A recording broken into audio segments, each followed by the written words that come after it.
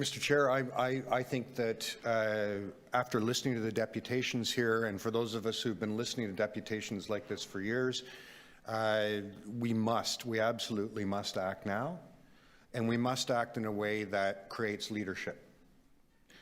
There's a suggestion that if this body, the members of council and the members of the public who are appointed to steward and care for the health of Torontonians on a population base, declare something as a crisis, we're somehow wasting our time. And frankly, that suggestion shocks my mind.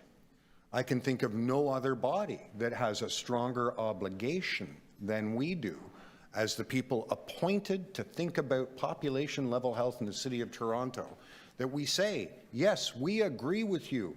We agree with the people who are homeless. We agree with the emergency care physicians. We agree with the people who are frontline workers in this. And we agree with the people of Toronto generally that there is a crisis.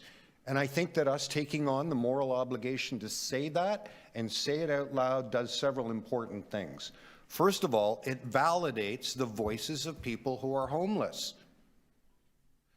One of the things that has distressed me in the last 8 years, is the gradual narrowing of the public conversation, reducing the size of council, cutting off community tables where council was given advice, giving stronger powers to one individual, the mayor, to decide what's important in the City of Toronto and not. It is fundamental to democracy and to the health of the people in our democracy that we validate those voices and open up the spaces for people to make comment.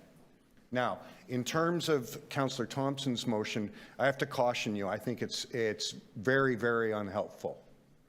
I think we as a body need to take that responsibility to give advice to the general manager of shelter, housing and support that we as people who are appointed to think about the health of Torontonians feel very strongly that there should be 24/7 low barrier access and that it should be extended to April 15.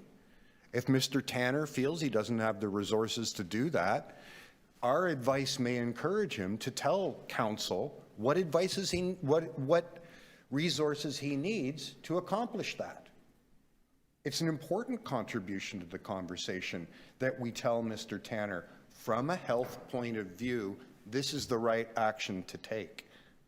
Now, if we were members sitting here today as members of the Community and Economic Development or the Budget Committee or the Deputy Mayor or anybody advising the Mayor, we might think, oh, there's a money problem too. That's not the piece we're being asked.